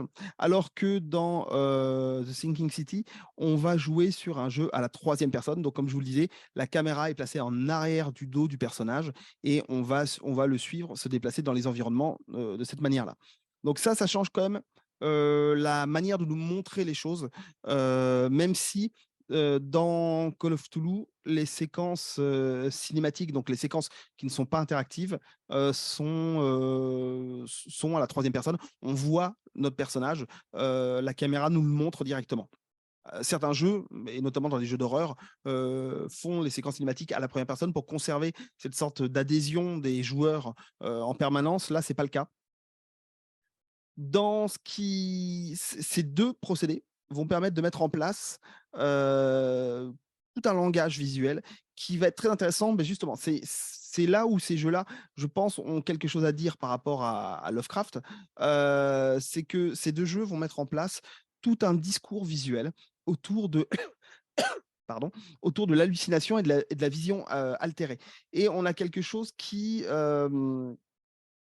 va utiliser, ce régime de vision pour, transformer le rapport des joueurs et des joueuses à ces univers de jeu. Et c'est quelque chose qui peut paraître assez classique, mais et c'est fait dans beaucoup de jeux, mais cette notion d'hallucination, elle va vraiment servir le propos du jeu et elle va, dans certains cas, aller assez loin dans ce que ça peut avoir de problématique et de gênant d'un point de vue du jeu. On va avoir des séquences où on va avoir finalement du mal à comprendre ce qui se passe à l'image, mais c'est pas un défaut du jeu, c'est justement intéressant dans le cadre d'histoires où on suit des personnages qui sont censés perdre pied avec la réalité Et c'est une piste qui est vraiment très intéressante, c'est-à-dire que, ils vont nous proposer des mises en images qui vont, ne plus nous permettre de comprendre quelle est la réalité de ce que l'on observe. Est-ce qu'on est dans l'hallucination, pure? Est-ce qu'on est, dans une projection mentale? Ce que va faire The Sinking City où on a ça c'est l'héritage des jeux Sherlock Holmes, de Frogwares, c'est qu'on va avoir des séquences d'enquête où on va avoir une sorte de supervision qui va nous permettre de voir les indices qui sont laissés dans la ville, pour mener notre enquête. Mais cette supervision, qui est un élément positif, qui nous permet de remonter dans le passé, elle nous donne aussi accès, c'est une sorte de sixième sens qui nous donne accès aussi à des souvenirs qui sont parfois très désagréables et en même temps, c'est aussi, et on en reparlera un tout petit peu après, mais un moyen de faire surgir des choses dans l'image de manière assez terrifiante et avec des on le voit sur l'image qui est en haut, on va voir carrément des personnages, qui vont venir nous parler, dans des espaces où ils ne sont pas censés être, et qui vont comme ça créer, des effets de surprise assez, assez soudains. Et comme je vous le disais, c'est quelque chose qui a prouvé son efficacité et qui est utilisé dans beaucoup de jeux d'horreur. Le fait de travailler l'hallucination, alors vraiment, j'insiste, l'hallucination, c'est au sens, j'emploie ce terme volontairement, au sens d'hallucination artistique, c'est quelque chose qui est développé depuis le 19e siècle, hein, et qui renvoie à l'idée d'une hallucination qui serait non pathologique et qui relèverait, alors là, pour le coup, j'ai employé une référence à la psychanalyse, mais qui renverrait, selon Winnicott, un phénomène onirique ayant pénétré dans la vie éveillée. Je trouve que sa définition est vraiment très intéressante parce que c'est vraiment ça, c'est l'idée de la sensation de vivre un rêve. Alors là, on est dans le jeu d'horreur, un rêve pas très agréable, mais un rêve dans la vie éveillée. Et c'est quelque chose qui va donner la matière à créer énormément d'effets visuels très intéressants qui, encore une fois, vont faire perdre le contact avec l'image et du coup avec la réalité de ce qui nous est montré dans le jeu. Et ce qui finalement nous amène sur quelque chose de beaucoup plus Lovecraftien que de montrer des tentacules. Là, vous avez notamment des exemples avec Amnesia Rebirth de Frictional Games, de Soma, toujours Frictional Games, et surtout le jeu qui, à mon avis, pousse le plus loin de la manière la plus intelligente cette idée-là, qui est Observer de Bluebird Team, un studio polonais qui est spécialisé vraiment dans le jeu d'horreur et qui avec Observer, bon, ils tissent énormément de thématiques autour du cyberpunk, autour du numérique, mais eux, ils jouent de l'hallucination dans ce jeu de manière absolument brillante. Et voilà, si vous voulez voir ce qu'on peut faire avec de l'image dans le jeu vidéo pour créer de la peur, mais juste par des procédés d'image, pas en vous montrant des monstres ou en vous pourchassant, Observer, c'est vraiment un jeu qui est brillant en la matière. Et en tout cas, voilà, ce qui est très intéressant, c'est que cette manière de transformer l'image, elle amène à une sorte de perte de la maîtrise, perte de contrôle. Et c'est finalement quelque chose qui est complètement propre à l'expression de la peur dans les jeux vidéo d'horreur. C'est la perte de contrôle, c'est ce que va rechercher un jeu comme Outlast en vous faisant pourchasser par une créature hyper hostile et en ne vous donnant aucune arme et en vous laissant pour seule possibilité de vous cacher sous un lit ou dans une armoire. C'est vraiment, voilà, on n'est pas du tout en contrôle de ce que l'on fait et cette notion de vision, elle est, oui, elle est absolument pertinente et efficace par rapport à, encore une fois, à l'univers qui serait Lovecraftien. Et ça s'exprime de différentes manières et encore une fois, il y a un côté, une dimension un peu, métadiscursive, dans ce propos-là. C'est que par exemple dans Call of Cthulhu, je vous le disais, un des éléments importants de la trame, c'est le rapport à la peinture. Parce que le personnage à propos de qui on enquête est une peintre. Et cette thématique de la peinture, en fait, elle est explorée de manière assez inquiétante par les développeurs, en montrant la peinture comme une matière, une substance, qui va être gluante, qui va être labile, qui va être coulante et qui va toujours être, finalement qui va se révéler dans des moments dont on ne sait pas toujours si c'est de l'ordre de l'hallucination ou pas, qui va se révéler comme une substance tout aussi dégoûtante que celle qui pourrait jaillir d'un monstre. Et c'est d'ailleurs là, il y a une sorte de confusion qui se fait dans une scène avec une des peintures de Sanders, enfin de la collection de Sanders, un des personnages du jeu, qui va être très intéressante où un monstre va surgir d'une toile et finalement le monstre, la peinture en tant que matière, la peinture en tant qu'image, tout ça se confond pour provoquer quelque chose d'extrêmement monstrueux et avec petit clin d'œil artistique, quelque chose qui pour moi convoque vraiment la force des œuvres de Francis Bacon. On a vraiment un rapport à l'expressivité de la peinture et l'utilisation de la peinture brute comme matériau pour faire quelque chose de très charnel, qui est vraiment très présent dans Call of Cthulhu. Et il y a un autre élément que je trouve hyper intéressant, c'est que malgré tout, quand on nous montre des tentacules, on nous les montre pas tant que ça. Et il y a un travail d'évocation que je trouve très, très intéressant, qui m'a évoqué, 2 œuvres de Goya, heu le géant et le colosse, une gravure et une peinture de Goya où on a une séquence. Alors là, sur 2 captures, ça rend strictement rien, puis comme ça vous permet de pas trop vous spoiler, mais on a une séquence qui est assez intéressante, où on a une sorte de voûte céleste, qui apparaît dans le ciel avec, Cthulhu qui émerge, quelque chose qui est bien trop court, je pense, qui aurait pu être mis en scène de manière à être plus long parce que c'est un des moments vraiment saisissants du jeu. Qui correspond à une des fins du jeu.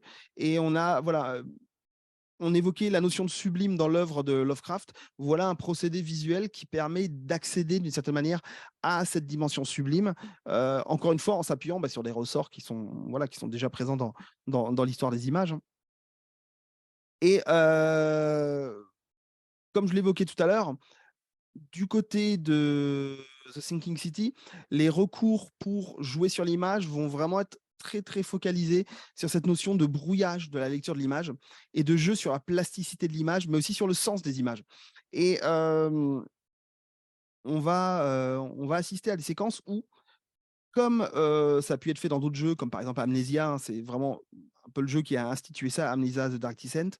On va, nous pousser à ne pas fréquenter les monstres. Donc il y a quelque chose qui est, très paradoxal, où on va nous amener à affronter les monstres, mais en même temps à ne pas y être confronté, parce que plus on va rester en présence des créatures, plus l'image va se troubler au point de devenir, comme je le disais, complètement illisible. Les créatures vont changer d'apparence, l'image va jouer sur les contrastes noirs, blancs, assez problématiques. L'image va se dédoubler et se déformer pour qu'il y ait plusieurs strates.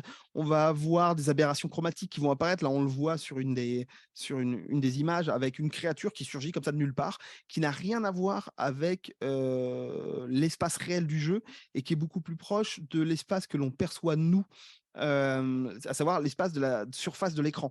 Donc il y a un détachement de la réalité de l'espace du jeu qui nous renvoie à notre réalité de spectateur, avec c'est l'image qui est montrée à l'écran, qui va être transformée, déformée, avec des effets d'optique qui vont complètement étirer. Et parfois, je vous le disais, ça joue sur le sens.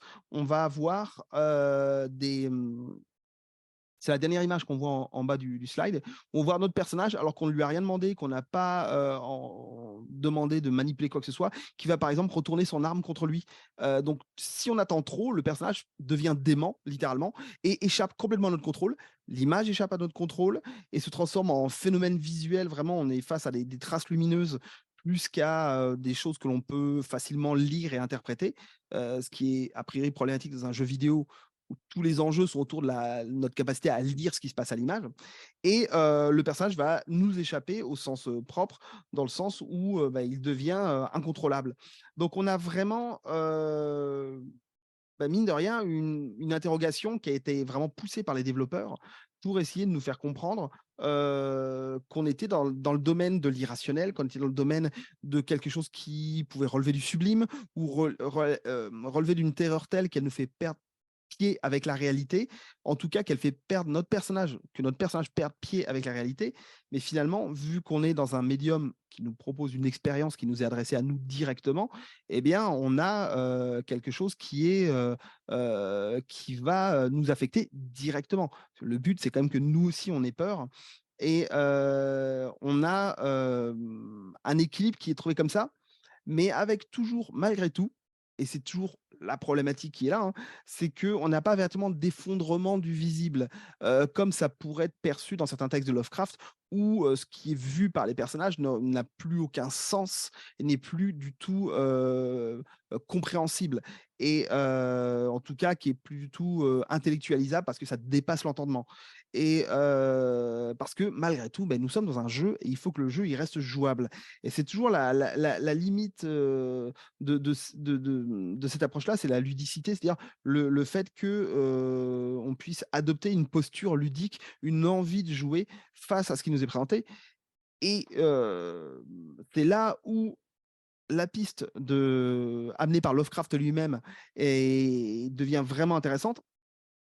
C'est que à travers le cubisme et le futurisme dont je vais reparler dans un instant, il va nous amener à réfléchir à une proposition artistique qui, alors là, je vais reprendre les termes de Malevich, donc Casimir Malevich, le célèbre peintre du carré blanc sur fond blanc, que ces créations proposent, cubistes et futuristes, une atteinte portée à l'intégrité des objets, de leur cassure, de leur scission, ce qui rapproche de l'anéantissement de la figuration des objets dans l'art de la création. Cette approche-là, le fait de rompre les choses, rompre les objets et de cette manière rompre la représentation, eh bien, ça va être une piste qui va, pour le coup, pouvoir dépasser la problématique que j'ai soulevée là. Alors, les références artistiques de Lovecraft, on les connaît. Il cite énormément d'œuvres dans ses textes, mais il va faire référence à des artistes très, très fléchés, très précis, que ce soit Gustave Doré, Aubrey Beardsley. Donc, Beardsley, j'ai pas eu la place pour mettre les légendes. Doré, c'est la gravure noir et blanc que vous voyez avec Dante. C'est un extrait de la Divine Comédie. Beardsley, c'est l'image verticale avec Persée. Vous avez Fuseli, donc, qui est sans doute le plus connu d'entre tous, avec le sabbat que vous voyez en bas de l'image. Vous avez ensuite un artiste qui est pas si connu que ça et qui est pourtant très intéressant, qui est Salvatore Rosa, qui est un artiste italien qui a proposé des visions assez incroyables avec des monstres complètement improbable. Et un artiste, alors pour le coup, qui est vraiment très peu connu et qui revient dans les textes de Lovecraft, qui lui renvoie plus à la notion de sublime. C'est Nicolas Roerich. Alors je sais, Roerich, c'est un nom russe, je sais pas exactement le prononcer, et qui est un peintre paysagiste fasciné par les montagnes, dont un des fils deviendra un grand tibétologue. Donc c'est quelqu'un voilà, qui avait vraiment un regard porté sur des montagnes qui peuvent évoquer dans leur représentation, eh bien, les fameuses montagnes hallucinées. On est clairement dans les peintures qu'il fait. Celle que je vous ai trouvée, elle est assez apaisée, mais parfois, les motifs de montagne sont quand même beaucoup plus abrupts, beaucoup plus inquiétants. Et surtout, c'est toujours quasiment tout le temps des paysages comme ça, sans présence humaine, ni même sans présence de vie. On est face à finalement quelque chose de très qui paradoxalement a des couleurs très douces, mais qui est pour autant très minéral. Donc c'est quelque chose d'assez étonnant. Et voilà, ça, c'est ce qui va nourrir l'œuvre de Lovecraft d'un point de vue visuel. Et pourtant, ce qu'il évoque au détour donc de l'appel de Cthulhu, c'est à la fois le cubisme et le futurisme. Alors, je vais faire une petite parenthèse juste pour remettre dans le contexte. Alors, le cubisme, a priori, ça parle, je pense, quand même à pas mal de gens. Le futurisme, sans doute moins. Et je fais la digression dans la digression. J'en profite pour placer, c'est un peu mon cheval de bataille chaque fois que j'aborde le cubisme, c'est que c'est pas la peine de faire des références tout le temps dès qu'on voit un cube en disant c'est du cubisme. Je l'ai souvent vu notamment par rapport aux jeux vidéo. Oh là là, Minecraft, le cubisme, ça n'a aucune pertinence, aucun rapport. Cube n'est pas égal à cubisme, même si le terme cubisme, c'est un peu un terme qui a été lancé comme ça de manière un peu moqueuse à propos d'une peinture de Braque avec des petites maisons qui avaient l'air de cubes. Ah, tiens, c'est du cubisme. Mais au-delà de ça, le principe même du cubisme n'est pas du tout celui-là. C'est ce qu'on va évoquer ensemble, hein. Et notamment dans la période qui va nous intéresser le plus, il y a deux grands moments du cubisme. Le cubisme analytique entre les années 1910 et 1912, qui correspond à ce que vous avez là sous les yeux, les deux premiers exemples que vous avez sous les yeux. Et ensuite, le cubisme synthétique entre 1912 et 1914, qui va consister, comme son nom l'indique, à représenter les choses de manière extrêmement simpliste et synthétique. Là où le cubisme analytique va avoir un propos qui est de représenter les choses, la réalité sous de multiples facettes simultanées. C'est justement cette simultanéité qui va nous intéresser. Et c'est une simultanéité, c'est dur à dire, là, surtout à cette heure-ci, simultanéité qui est également présente dans l'entreprise du futurisme. Donc là, qui est un mouvement qui est italien, qui a duré une dizaine d'années entre 1910 et 1920, et qui a pour manifeste, qui a un manifeste qui a été acté en 1909 par Marinetti et qui lui va évoquer. Alors là, en soi, on peut comprendre que ça déplaise particulièrement à Lovecraft, hein, qui va convoquer les notions de modernité, les notions d'industrie, de rapidité, de mécanique, et qui est un mouvement qui, par ailleurs, d'un point de vue politique, a adhéré largement au fascisme italien, ce qui a valu d'ailleurs à peu près à tous les artistes futuristes de mourir à la guerre, hein. Ils étaient tellement fascinés par la guerre qu'ils y sont tous allés, ils en sont rarement revenus. Bon, le cubisme, on n'a pas cette dimension politique, donc c'est un peu plus tranquille de ce point de vue-là. Et on a aussi une sorte de continuation à tout ça, qui est d'un côté l'orphisme dans les années 1914-1921, qui est un mouvement qu'on va retrouver notamment en Angleterre, mais pas uniquement, qui sont des artistes qui vont reprendre de manière peut-être plus décorative et peut-être un peu plus psychédélique les notions de base du cubisme. Et le futurisme russe, qui est plutôt référé sous le terme constructivisme, par ailleurs, avec notamment El Lissitzky, ou suprématiste avec Malevich que j'évoquais là.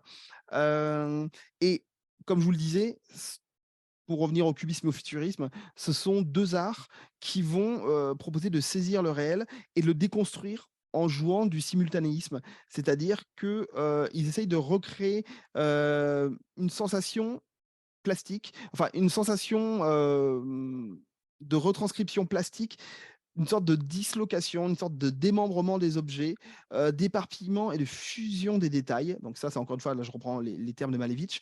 Et pour faire une peinture qui est délivrée de sa fonction de transcription fidèle du réel et qui va, au lieu de montrer le réel sous un point de vue en respectant les règles de la perspective et de la représentation telle elle s'applique en Occident depuis la Renaissance, mais qui va au contraire essayer de casser tout ça. Et là, l'exemple, par exemple, la peinture de Delaunay, je pense qu'elle montre très bien ça, hein. Elle va essayer de casser tout ça et de montrer simultanément plusieurs aspects du réel et de jouer sur les dissonances que ça va provoquer en superposant, en additionnant différents moments temporels, ce qui va créer une sorte d'impression de chaos dans la perception. Encore une fois, je pense que ça soit le portrait de Picasso ou la peinture, le paysage de Delaunay, ça fait bien. On comprend bien cette idée-là. Celui de Boccioni, la peinture de Boccioni, donc là on est dans le futurisme. Là on est dans quelque chose qui convoque plus la notion de dynamisme, mais la simultanéité, elle est là aussi du fait du déplacement des objets qui sont représentés par les futuristes. Et en fait, ce qui nous est montré à voir, c'est une sorte de démontage du réel, pardon. Et là, je continue avec toujours des citations d'artistes, hein, mais qui donnent. Alors, quand on voit même le vocabulaire qu'utilisé, on commence à arriver dans quelque chose qui, dans un sens très Lovecraftien. Chez les futuristes, les futuristes pardon, et les cubistes, donnent l'invisible qui s'agite et qui vit au-delà des épaisseurs. Et là, on est clairement dans une phrase qui pourrait sortir d'une nouvelle de Lovecraft. Et pourtant, ça fait partie des propos des artistes eux-mêmes sur leurs œuvres. Et,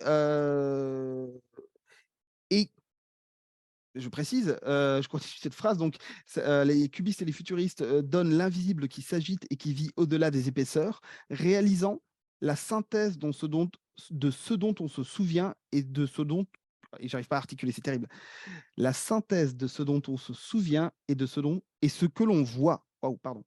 Et toute cette notion de confusion entre ce qui relève de la mémoire, ce qui relève de la perception directe, le fait d'aller voir dans les épaisseurs du réel et d'aller voir l'invisible qui s'y cache, on est quasiment dans l'horreur cosmique Lovecraftienne, et alors qu'on est là dans les propos de Marinetti, donc le fondateur du futurisme. Et donc, on n'est pas juste dans une sorte de familiarité poétique et voilà, dans un type d'expression, parce qu'on est à la même époque, donc le langage, l'usage du langage est assez similaire. Parce que je vous rappelle, là, le Marinetti, là, ses propos, c'est date de 1909, donc c'est quasiment contemporain de l'appel de Cthulhu, à quelques années près, mais on y est presque.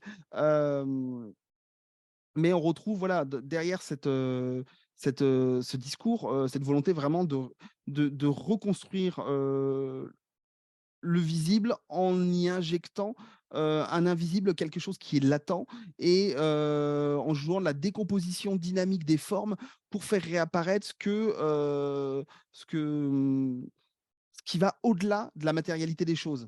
Et finalement, c'est assez proche de l'aspect horrifique et antinaturel qui habite l'œuvre de Lovecraft, hein. Et notamment, et ça c'est un autre point qui est intéressant, et tout particulièrement avec les futuristes, c'est que si les futuristes avaient un rapport à l'industrie qui aurait certainement déplu, ou qui certainement déplaisait à Lovecraft, il y a quand même un gros intérêt pour la science et les techniques qui est partagé par Lovecraft et les futuristes. Et ce rapport au réel et la perception d'un réel qui est autre et d'un infini et qui est invisible, on le doit aussi aux découvertes scientifiques de l'époque et à une compréhension de la science qui est tout autre et qui est un des vecteurs des récits chez Lovecraft. Et alors, je regarde mes notes parce que je ne veux pas être trop long non plus, j'essaie d'accélérer un tout petit peu. Euh, donc, les procédés qui sont développés par ces plasticiens, ils permettent de retranscrire le réel au sens le plus large qui soit, et pas uniquement ce qui est vu, et en étant à un point de rupture avec la figuration. C'est ça qui est très intéressant, c'est que de la même manière que les développeurs de The Thinking City essayaient de nous perturber dans notre manière de voir la réalité de l'espace de jeu, eh bien ici, les peintres vont perturber notre compréhension du réel en allant à la limite de ce qui n'est plus de la figuration et ce qui est juste de la sensation. Et finalement, tout ce qui relève de l'iconique, c'est-à-dire vraiment de la représentation signifiante, bah, c'est quasi évacué. Si on regarde là l'autoportrait de Gino Severini, qui est aussi un des grands noms du futurisme, si on prend la peine de regarder vraiment précisément, par exemple, le costume ou ne serait-ce que le milieu du visage, on n'arrive quasiment plus à percevoir que c'est un visage. Ce qui nous permet de comprendre que c'est un visage, c'est une vision globale de l'œuvre, où on va reconnaître un costume, une cravate, une chemise, un visage, un chapeau, des lunettes. Mais au-delà de ça, enfin pas des lunettes d'ailleurs, un monocle, au-delà de ça, si on commence à aller dans le détail, on perd la figure. Et c'est justement ça qui est vraiment très intéressant, c'est qu'on a une logique qui est quasiment celle de l'abstraction. C'est pas une logique abstraite, hein. Picasso d'ailleurs se refusera toute sa vie à l'abstraction et détestera l'abstraction, donc on n'est clairement pas dans l'art abstrait, mais on est de quelque chose qui a un ancrage dans le réel, mais qui prend ses distances avec ce que l'on conçoit comme étant le réel gravé dans le marbre, tel qu'on le perçoit nous directement, et qui nous montre ce qu'il y a au-delà. Alors, ce qui est intéressant, c'est que ça a presque été mon grand regret, d'ailleurs, j'ai pas pu en parler suffisamment dans l'article en tant que tel, mais dans Call of Cthulhu, on voit que les développeurs, ils avaient compris le truc.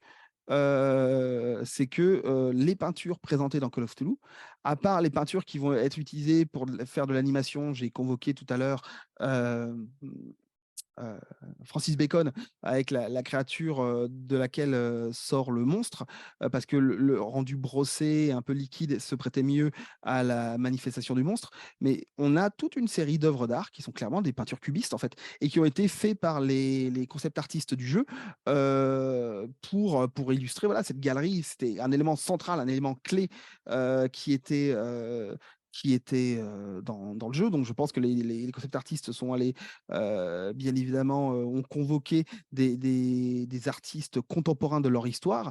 Et voilà, le modernisme, l'avant-garde à cette époque-là, c'était les cubistes. Et on a toute une série de peintures vraiment réussies dans le genre, qui sont clairement des peintures qui reprennent les procédés de représentation cubiste. Donc on a vraiment une intuition qui était vraiment là et qui est pour le coup très pertinente. Et ce qui est dommage, c'est que voilà, c'est mon dernier point, c'est là-dessus que je vais conclure, c'est que cet aspect-là n'apparaît pas dans la proposition de ce jeu, ni dans The Sinking City, où on a un travail sur la plasticité de l'image, on a un travail sur la matière, on a un travail sur les couleurs, mais finalement, on est toujours placé en situation, et on va voir pourquoi, parce qu'il y a plein de raisons pour ça, hein, je ne leur jette pas la pierre. On est toujours placé en situation d'être confronté à un jeu dans ce que ça de plus standard et dans ce que ça de plus facile d'accès, parce que ça reste des jeux grand public. On n'est pas là pour faire un travail hyper arty qui serait accessible à très peu de personnes parce que incompréhensible. Mais c'est dommage que tous les procédés cubo-futuristes n'aient pas été utilisés comme des procédés qui permettraient de dérouter le regard et finalement de venir casser le rapport au jeu. Et alors, c'est certain, comme je le disais juste avant, je ne leur jette pas la pierre parce que développer un jeu vidéo, ça ne se fait pas en claquant des doigts. La peinture permet des libertés que la modélisation 3D ne permet pas. On a quelque chose de beaucoup plus rigide dans la conception d'un jeu vidéo parce que ça doit répondre à des règles de physique, ça doit répondre à des règles mathématiques, ce que la peinture permet de contourner. Mais malgré tout, on a quand même des exemples, et c'est aussi ça qui m'a donné l'intuition de cet article, de séquences de jeux qui vont être capables de casser ces règles-là. Et dans la manière de faire des jeux vidéo, on a des éléments qui sont modélisés en 3D, qui sont intégrés dans un espace en 3D, et on va pouvoir ensuite appliquer sur l'image des différents filtres, différents shaders, qui vont modifier la couleur, qui vont modifier la manière dont ça va être perçu à l'écran, etc. Et on a le travail, par exemple, d'un studio qui s'appelle Ninja Theory, qui est un studio qui a fait un jeu qui s'appelle Hellblade, alors qui n'a rien à voir avec Lovecraft, en tout cas rien à voir directement avec Lovecraft. On est chez les Pictes, on est dans une ambiance qui n'a rien à voir. Mais je vais vous passer un petit extrait qui va être quasiment la conclusion de ma présentation, où vous allez voir que ce que je vous ai montré juste avant chez les cubistes, ce que l'on voit là dans les peintures de Call of Cthulhu, mais finalement, ils ont réussi à l'appliquer à leur univers en 3D. Et vous allez voir une petite séquence. Alors, c'est fugitif parce que le problème, c'est que les effets se produisent quand on joue plutôt mal. Alors, moi, j'ai eu la chance de très bien les voir parce que c'est une séquence dans laquelle j'ai absolument galéré quand j'ai joué à Hellblade. Mais si vous allez voir la séquence sur Internet, pour peu que c'est été fait par des joueurs qui soient à l'aise et qui aient révisé un peu leur partition, finalement, les effets visuels qui vont nous intéresser, nous, on les perçoit assez peu. Mais dans l'extrait que je vais vous montrer, on arrive quand même à voir. Hop. Alors, vous allez pouvoir observer l'image autour du personnage, comment l'image, et même parfois le personnage, se rompt de manière à produire un effet qui est absolument cubiste. Donc là, les latences que vous pouvez voir, les décalages, c'est pas. Alors on va voir ça va se reproduire. Ce n'est pas des problèmes liés à la vidéo, hein, c'est vraiment ce qui se passe en jeu, où c'est un jeu de toute façon qui interroge complètement la question de l'hallucination, parce qu'il interroge les problèmes de différents troubles psychologiques. Et tout ce qui apparaît en jeu relève justement de l'hallucination, c'est fait exprès. Et vous avez un certain nombre de passages où vraiment l'image est complètement déconstruite, mais conserve une certaine lisibilité.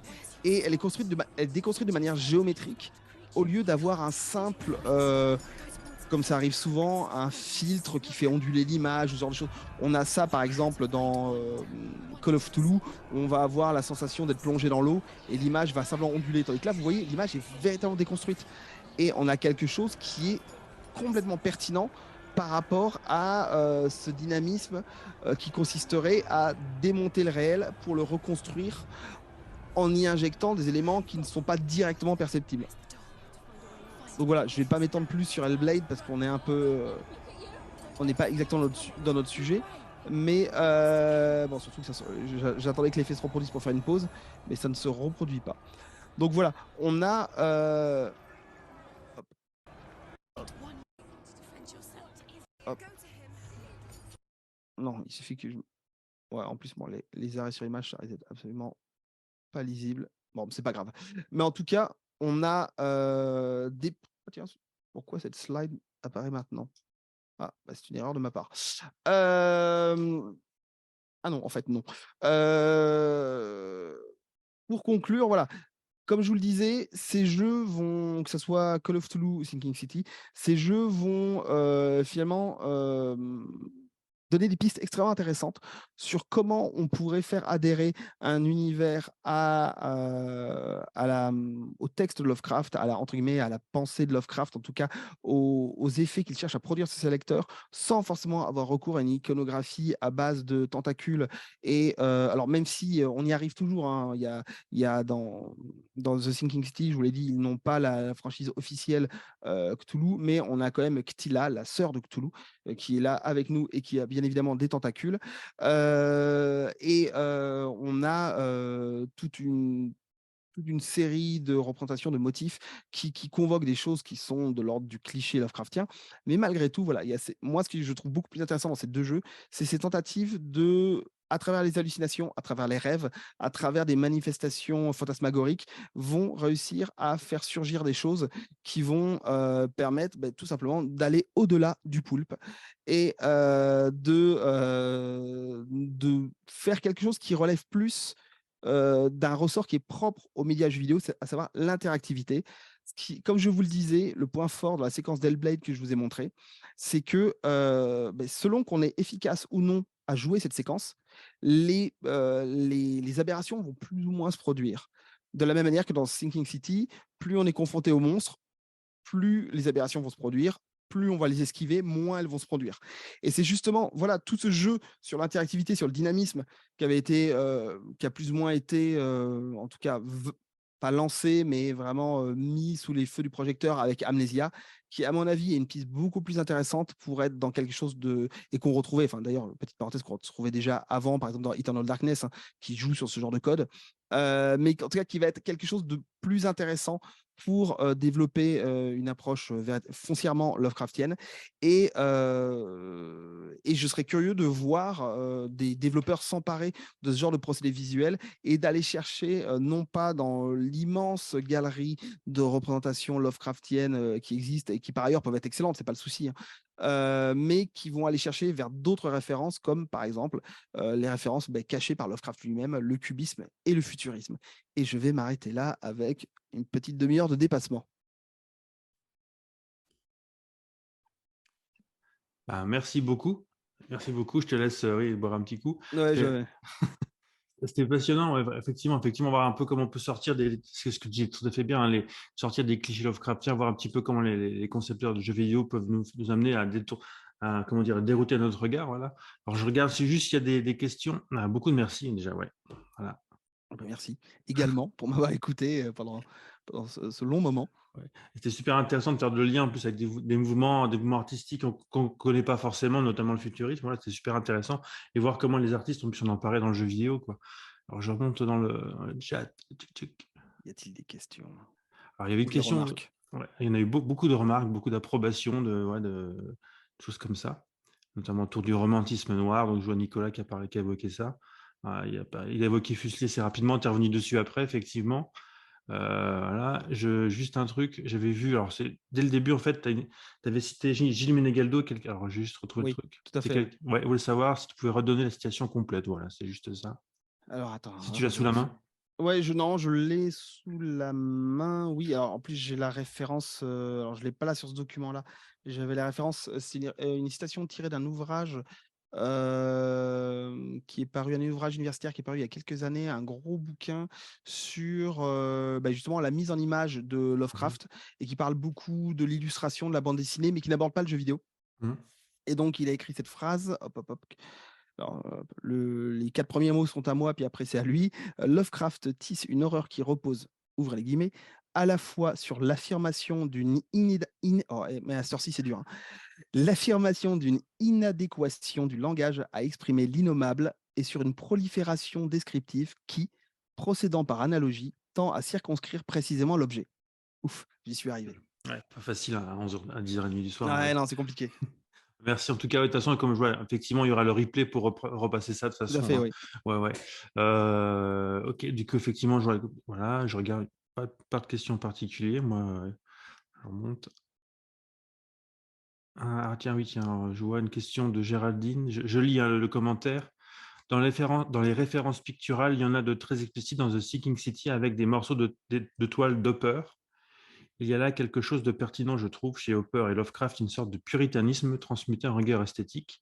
la place laissée aux lieux comme les maisons de la Nouvelle-Angleterre, les rues, la solitude. Il y a un truc très américain chez les deux, comme le refus de l'industrialisation. Ah, Sébastien, ouais. D'accord. Ouais, je suis tout à fait d'accord, hein. Ouais, Et ouais. effectivement, Hopper, oui, c'est parce que j'ai pas eu le temps malheureusement de tout approfondir, mais effectivement, Hopper, ça se voit qu'il est en filigrane dans The Sinking City. Et effectivement, il y a un côté qui relève de l'inquiétante étrangeté avec ces espaces où il y a juste un personnage et tout qui est vide. Et il y a un travail sur une sorte de douceur de l'image, mais en même temps de quelque chose de très plaisant à l'œil. Et ce qui est le cas de ces jeux qui sont très plaisants à l'œil, mais en même temps de quelque chose de toujours dérangeant dans le fond, malgré cette douceur apparente. Ouais.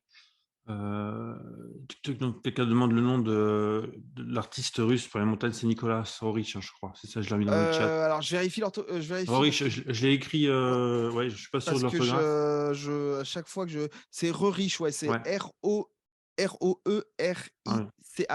Et comme c'est russe, je crois que c'est Rorik, parce qu'il y a une deuxième orthographe pour le nom et il me semble que c'est Rorik. Mais c'est de très belles peintures. Alors lui, pour le coup, il est vraiment pas connu sous nos latitudes. Ouais, ouais, enfin, c'est Lovecraft qui l'évoque dans les montagnes hallucinées, quoi. Mais C'est à part ça, voilà. ça, ouais, enfin, moi, c'est ça quand les gens le découvrent, j'imagine, quand on lit les montagnes, quoi. C'est à peu près ça, ouais. C'est comme ça que j'y suis arrivé. Ouais, ouais. Du coup, ouais, je remonte. Je crois que Sébastien, en fait, qui est pas. Alors, une analyse particulièrement pertinente et passionnante. Félicitations pour le parler avec l'histoire de l'art. Donc, petit compliment, Merci. ça fait toujours plaisir, Bah j'imagine. oui, toujours. Il y a un truc de Bastien qui est intéressant, ouais. Alors, il y a pas mal de trucs qui arrivent là. Ouais, effectivement, quand on regarde les presque abstractions de Breccia et l'aspect très détaillé de Gutanabe, on dirait qu'on ne peut pas représenter le texte de Lovecraftien, mais infra-représenté ou surreprésenté. Voilà, c'est que c'est intéressant qu'on remarque ça. Ah bah complètement, oui. C'est vrai que Brescia, je n'en ai pas parlé, mais ouais, c'est une autre stratégie. Effectivement, lui, il esquive quasiment, alors que Gutanabe, lui, il va voilà, sursaturer, comme je le disais. Et c'est vrai que voilà, il faut trouver, c'est littéralement ça. Pour Lovecraft, on ne peut pas y aller simplement en disant je vais faire mon dessin. Il faut trouver une stratégie, quoi. Ouais. Alors, une remarque de Maxime à propos de Bloodborne, hein, que tu as cité comme Ah. exemple de jeu gothique, hein, mais c'est potentiellement le jeu vidéo le plus Lovecraftien en termes d'horreur cosmique que je connaisse. Donc, Alors oui, j'avais hésité à en parler, mais c'est pareil, je me suis censuré. Effectivement, il a le génie, ce jeu, d'allier ces deux dimensions. C'est qu'on a l'aspect gothique pur sucre, avec vraiment toute toute l'apparence, tout ce qu'il faut pour que ça fonctionne. La thématique autour du mal, de l'appartenance au mal, etc., est hyper parlante. On est quasiment, voilà, il y a un truc très noir, presque sadien dedans. Et en même temps, il y a toute la dimension des grands anciens, voilà, qui sont invoqués tels quels, et une approche qui est ouais, complètement ébouriffante par rapport à cette notion de créature qui est venue de l'espace. Et, bizarrement, ils arrivent à faire très très bien matcher ça. ouais, impossible de représenter une couleur qui n'existe pas en art visuel. Ben, c'est la fameuse couleur, hein, Ouais, voilà. c'est ça. J'y pensais, ça faisait partie de mes exemples, et c'est vrai que là, j'ai pas pensé à en parler, mais c'est vrai que c'est toujours la gageure. Alors, Gutanabe, il s'en sort bien, il fait, comme sa BD en noir et blanc, il utilise des effets de moiré qui Mhm. font qu'on peut se demander ce que c'est. Mais c'est vrai que la couleur tombée du ciel, enfin, il y a un moment, on pourra s'y prendre comme on veut, c'est pas possible. Bah, c'est le grand challenge, de toute façon, ouais, après, voilà. C'est du violet ou un truc comme ça, quoi, ouais. Voilà, on a le droit du violet rose, des trucs comme ça étranges, mais bon. Laure Anne, je ne sais pas comment on dit, hein, merci à tous et toutes. On peut envisager un numéro 2 sur le sujet. Je ne sais pas, à voir. Il y a moyen de creuser, hein. Il y a de quoi faire, j'imagine, ouais, ouais. On va mettre un terme à cette session. Je remercie encore Guillaume, hein, parce que voilà, ça fait une bonne session d'1h30. En plus, il y avait le chat qui se baladait par-ci par-là, donc il fallait. Je suis désolé, hein. Je demande s'il n'a pas mis un coup de griffe d'ailleurs, parce que je vois un trait rouge. Je me demande si c'est pas lui qui a mis un trait rouge dès le Alors, départ. il y avait le trait rouge, mais j'ai cru voir qu'il y avait ton nom qui était associé à ce trait Oh rouge quand ça mince. a été formé. Donc, je crois que tu as dû faire un truc, Ah mince, intervenir. bon, bah, c'est peut-être moi. J'ai fait une ânerie. Bon, j'ai On accusé le dira que chat. on On dira que c'est le dirait que c'est chat. le chat, oui, voilà. Ouais, ouais. Ouais, c'est avec Ouais, non, Lovecraftien, effectivement. j'ai dû lutter là pendant plus de la Ah moitié ouais, de l'intervention. J'ai lutté contre ces allées et venues, mais bon, ça, elle est repartie. ouais, en tout cas, encore merci. Je vous invite, du coup, là, on va faire une petite pause dans les conférences en ligne. Je pense qu'on va peut-être reprendre au mois de juin sur d'autres thématiques, quoi. Et puis, n'hésitez pas, voilà, le replay, pour ceux qui veulent le revoir, sera accessible d'ici quelques jours sur notre chaîne YouTube. Et je remercie encore Guillaume. Merci pour l'invitation, hein. Ouais, merci encore d'avoir accepté. Donc, ton bouquin, voilà, il est chez. Alors, juste, C'est chez Rouge Profond. Rouge profond, voilà. Puis on peut trouver ton article en ligne assez facilement. Mais c'est comme... Oui, oui, c'est vrai que je ne l'ai pas précisé. L'article est accessible gratuitement en ligne. Si vous cherchez si vous cherchez le nom, c'est le nom de la conférence, hein, ou simplement vous tapez mon nom, Lovecraft, et vous allez trouver ça rapidement. Ouais, Alors, c'est un peu impressionnant, le site d'origine de la revue est en polonais, donc on se demande où on va, mais très vite, on peut trouver le PDF facilement. Voilà, si vous voulez creuser le truc, vous pourrez le trouver en ligne assez facilement, effectivement. Ouais. Donc, je vous souhaite une bonne fin de soirée, puis à bientôt. Alors. Voilà. Mais merci, au revoir.